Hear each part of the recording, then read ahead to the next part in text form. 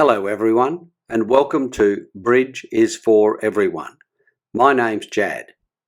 This is the final episode of the Learn to Play series, but it is definitely not the final episode for this channel. This episode will give you some important tips for improving your bridge results, and it will also give you some helpful tricks to use at the table. But before I cover those topics, I want to let you know what to expect on this channel in the future. Future videos will be divided among 4 different playlists. The first of these is this Learn to Play series. It is possible that there are some additional lessons that really would be best included in this series. If I find some, or you point some out to me in the comments, then I will make additional episodes. You may have noticed that this episode is not numbered. That is so I can easily slip additional numbered episodes in before it. I know, I am cheating. The second playlist is the workshop. This is where I will post videos that cover the same material as the Learn to Play series, but look at it in a different way or in more detail. This will largely be in response to the questions which you raise in the comments. The third playlist is extensions. This is where I will be posting videos that go beyond the Learn to Play series.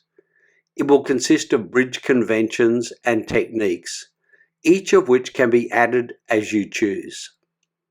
I have some topics planned for this playlist, but may also post videos here in response to your questions and suggestions.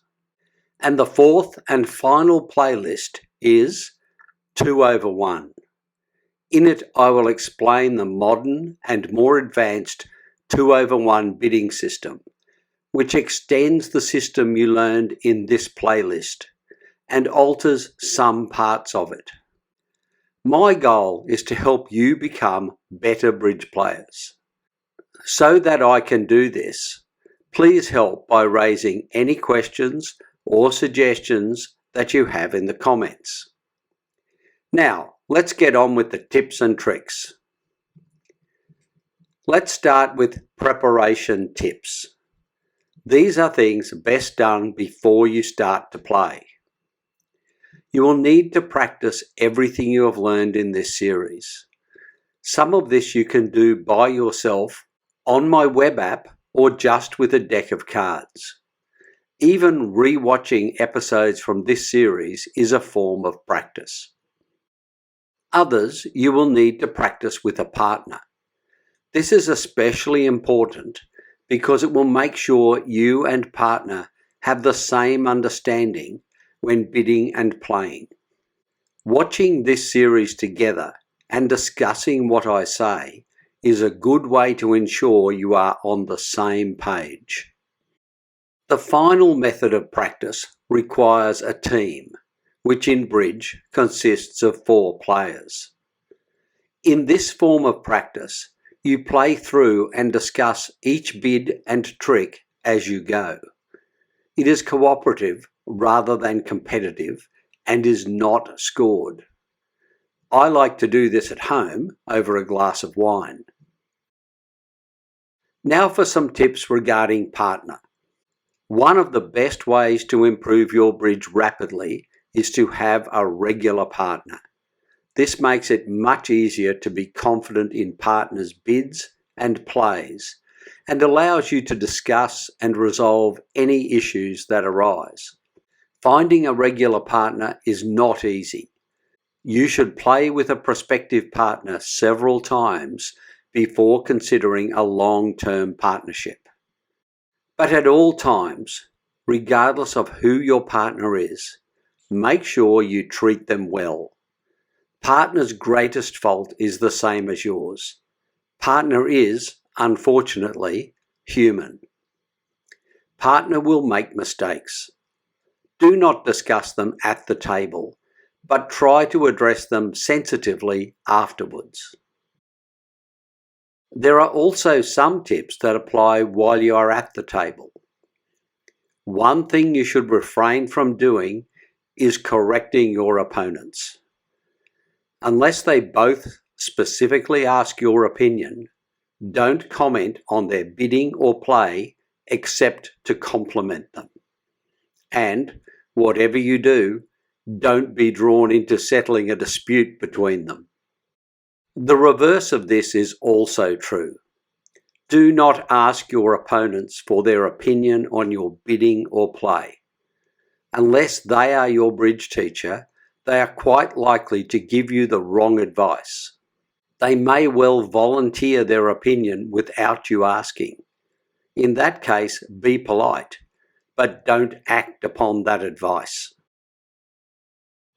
When it comes to your opponents, you need to remember that there are many different bidding and playing systems used in bridge. Some of the most experienced players are still using systems that were superseded decades ago. Do not assume that others are using the same system as you. When you are about to play against a partnership for the first time, you should quickly check their system card or ask them what general system they play. Remember, you can always ask about a bid or play to make sure you understand their system. When you are bidding or playing, do so with speed, but do not rush. Make your bid or play as soon as you know it.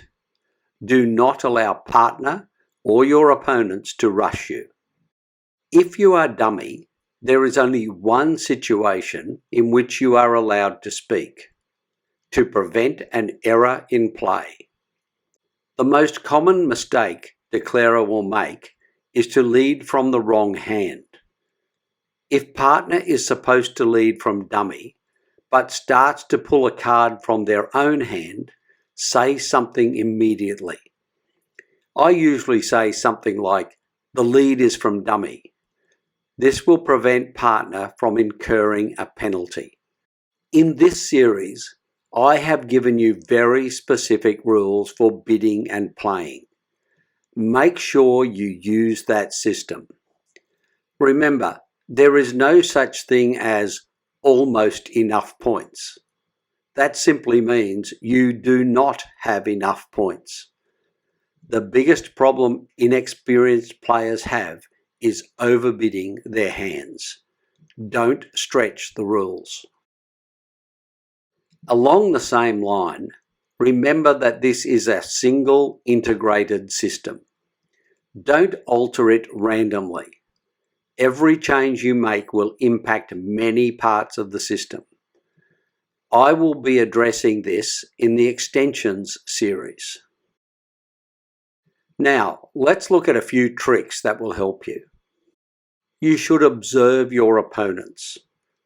If your opponent hesitates before bidding or playing, you are quite within the rules and spirit of the game to interpret that to your advantage. In fact, this is quite integral to bridge, and it is illegal for a player to feign hesitation when the bid or play is obvious. In defence, try to put yourself in declarer's shoes. If, for example, declarer doesn't draw trumps, this means something. Try to work out what problem declarer may have. As a defender, you can see dummy's cards. If you play immediately before dummy, you should look for opportunities to win tricks with this information. For example, you can offer what looks like a finesse to declarer, a finesse that you know can't possibly succeed. You should also put yourself in partner's shoes. Always ask yourself, why did partner make that play or bid?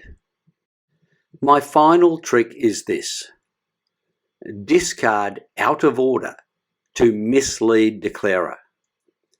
Don't always play your lowest card to a trick.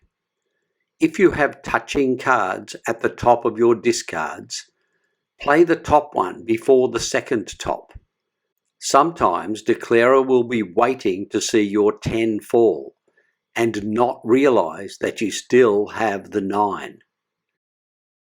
If you can reliably follow the system you have learned in this series, you will be a solid bridge player and should see consistently good results.